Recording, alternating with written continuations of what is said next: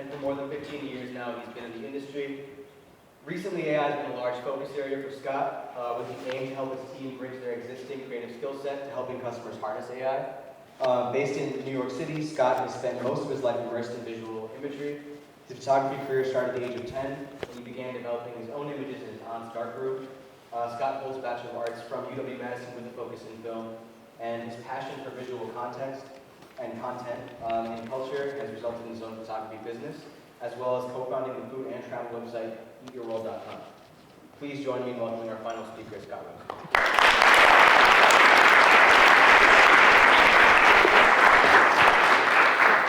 That guy, can you hear me?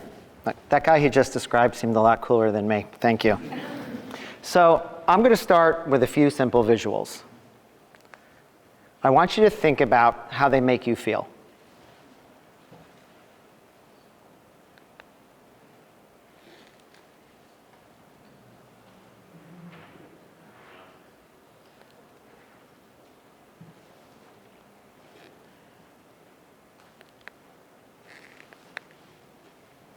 As someone who's been in photography my whole life, I love how images evoke emotional responses. These 6 are no exception. However, these are not photographs. Raise your hand if you thought these were shot by a camera or a phone, or if you thought they looked real. Yeah, pretty good. Pretty realistic, right? They may look real, but they were created by data points powered by machine learning. Not by a human clicking a button on a camera, clicking a button on a phone.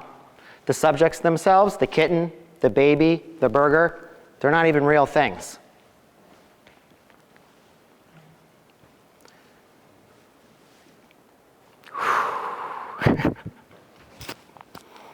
Excuse me.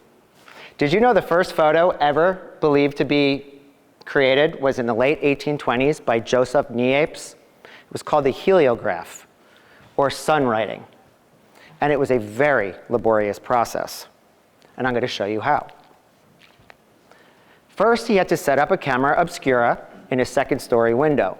This would give him a lot of light to make sure it would work. He placed a polished pewter plate coated with light-sensitive bitumen of Judea inside. He then uncapped the lens. And after a long exposure, some people say it was 8 hours, some people say it was a couple of days, he removed the plate. He then washed it with lavender oil and white petroleum. This washed away the parts of the bitumen that had not been hardened by the light, which resulted in a permanent, direct, positive image.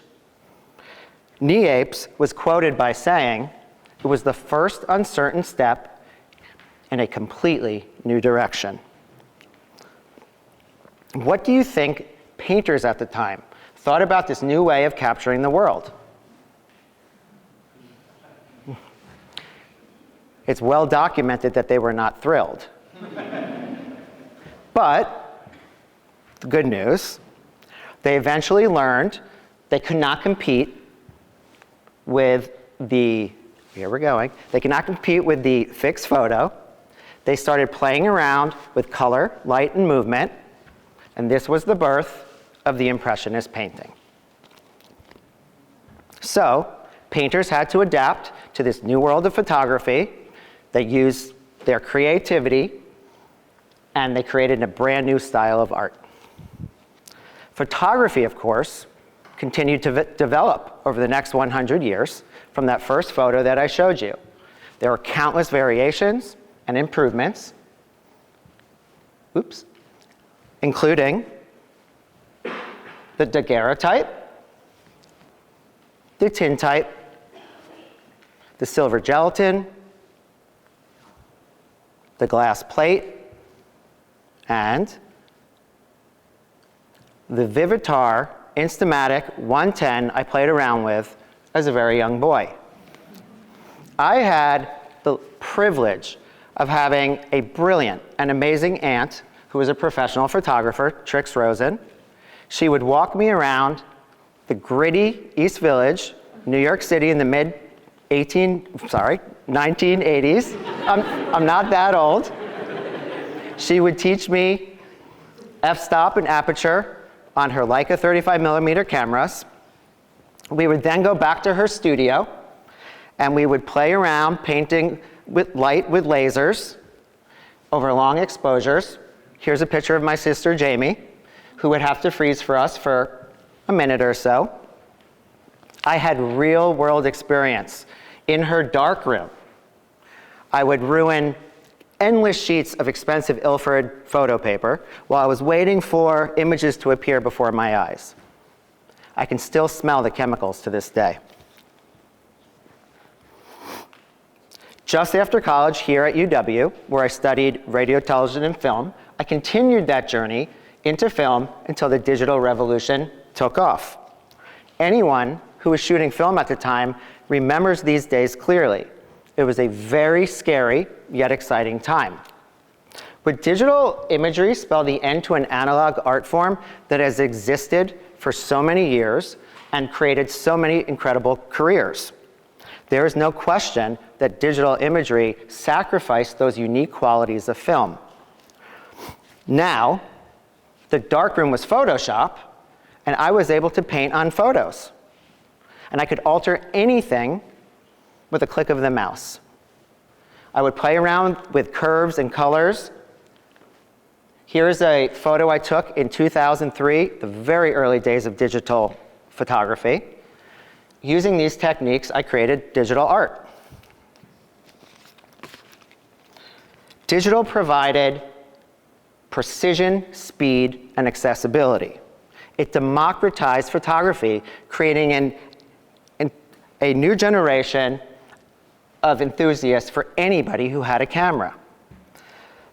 The immediacy of being able to see your picture on the back of the screen was a game changer. You no longer had to wait for film to develop. I remember countless industry professionals during this time who didn't want to embrace this technology change. And they were terrified that photography was going to become a commodity, especially with the advent of the smartphone. This is understandable, as they were shooting in film for so many years, like my aunt was. But for me, it enhanced my professional career.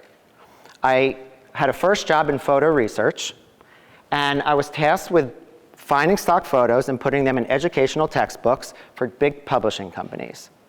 I was able to find photos with ease, but what I couldn't find, I would be able to shoot with my digital camera.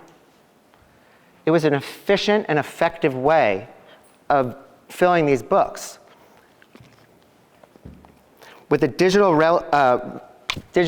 revolution, we once again saw established photographers having to adapt and be creative to keep up with the new artists embracing this technology.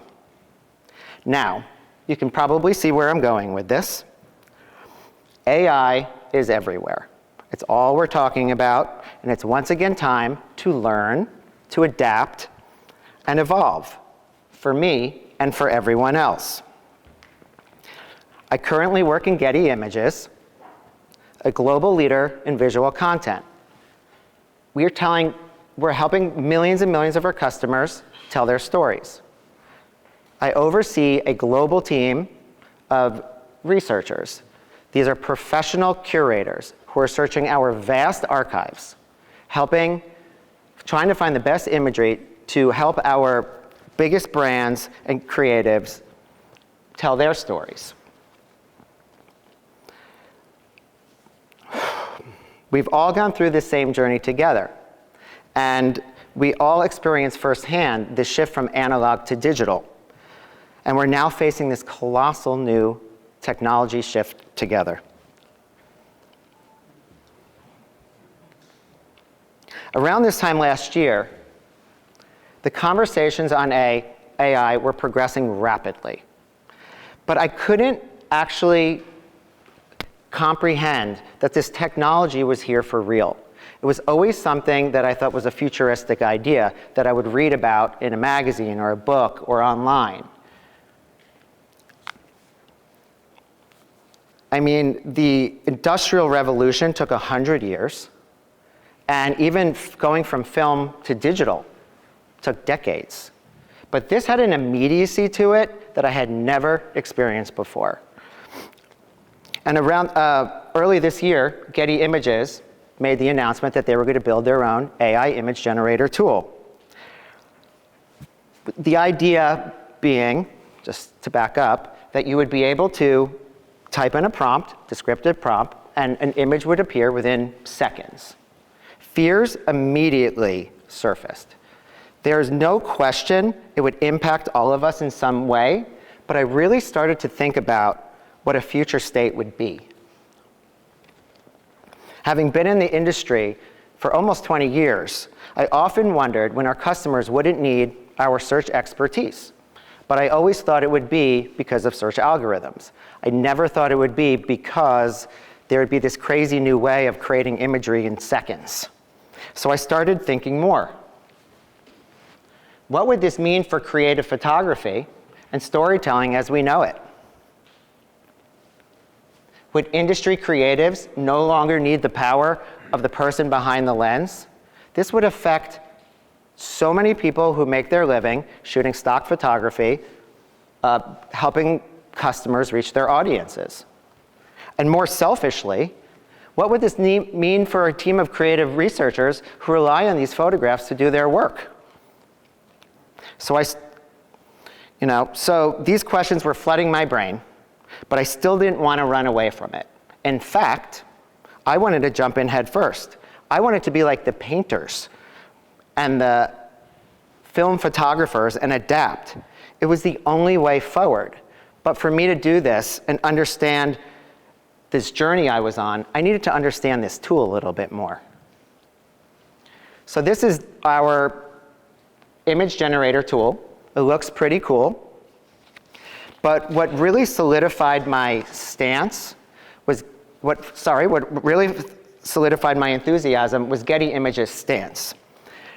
We're not the only tool in the market. Midjourney was discussed tonight, but we approached it very differently by looking at our training set or the images that we use to test the model. You see, a model needs millions of pieces of data for it to be successful. For an AI image generator tool, that means an enormous set of diverse and quality images. But now, think about the images you see online. Pretty much everything and anything you can possibly imagine. With no limits, you can build an AI image generator tool that works, but, and there's a huge but, it's going to have a lot of risks. Risks that are going to be litigious and costly.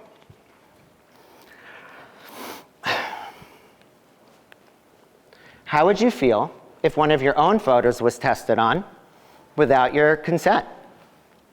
Is the content being produced ethically and lacking bias? And how are we holding the AI and all those using the tool accountable? We can probably do a whole TED Talk just on that.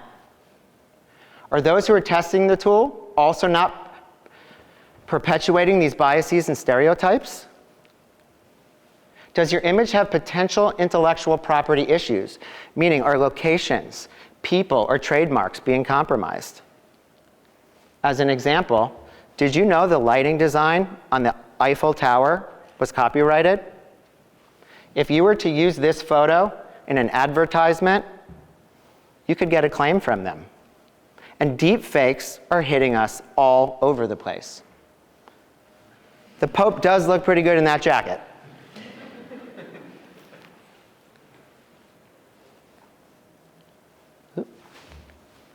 Sorry. And how would you all feel if your face or product was being used in a commercial image without your consent? What if you learned that your trusted news source was using images that were manipulated to tell only one side of a story? A real issue happening right now.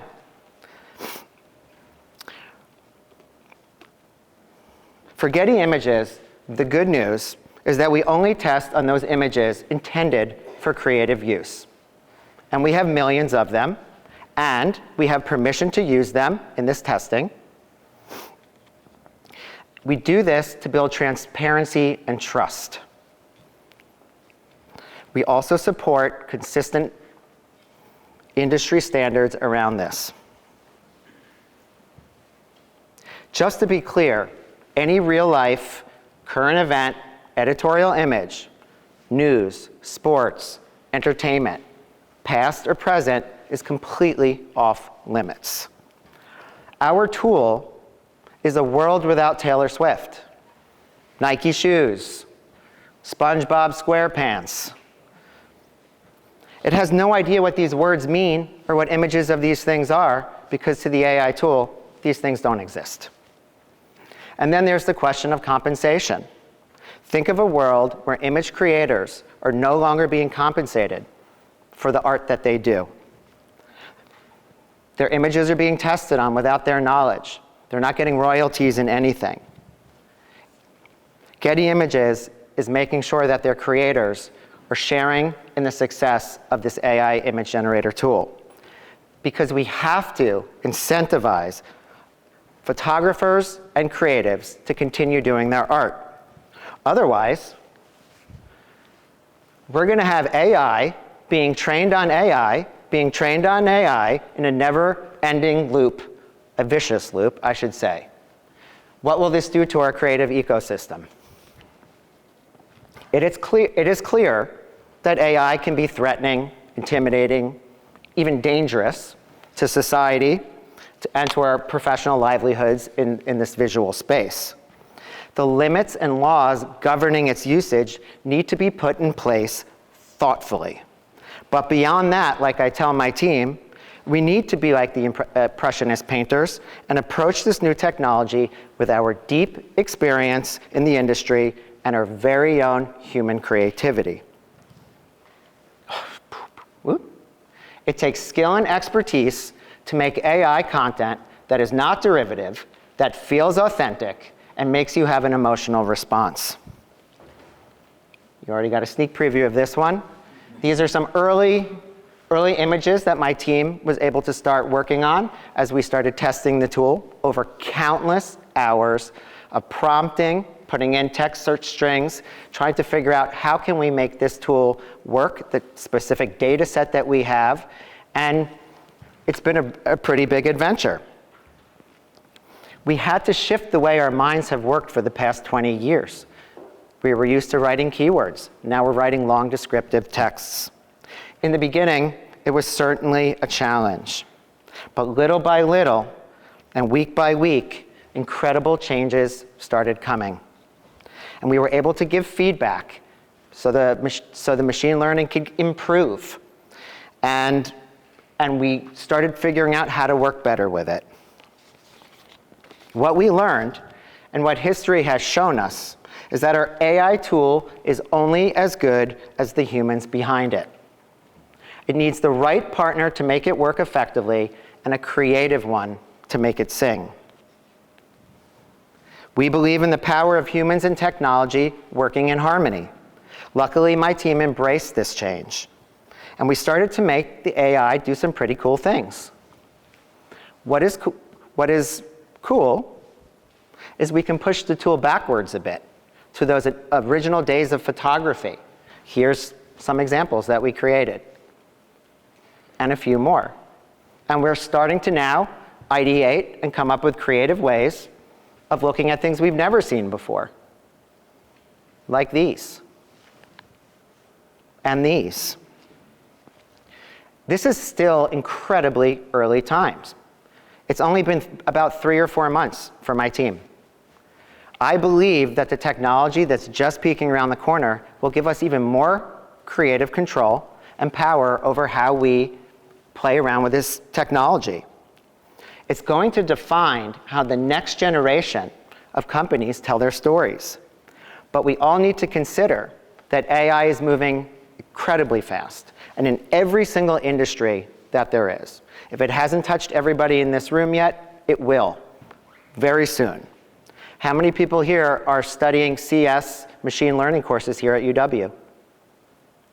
A few, okay. I would expect that our universities and schools, like this great institution, are pushing you to think critically, carefully, and ethically, because this technology's impact on privacy, on jobs, on deep fakes, raises important issues as we progress into this new AI-infused world. But to do this, We have to reject the idea that AI can replace the value of human creativity. In this historic moment, we must learn how to harness our creative juices along with our human experiences to unlock the magic of AI. And I'm going to leave you with a quick story. In 1896, the Lumiere brothers released this very short 50-second silent film of a train entering a station. There is no hard evidence at the time, but it's believed that the audience got so frightened they ran to the back of the theater because they thought the train was actually coming out at them.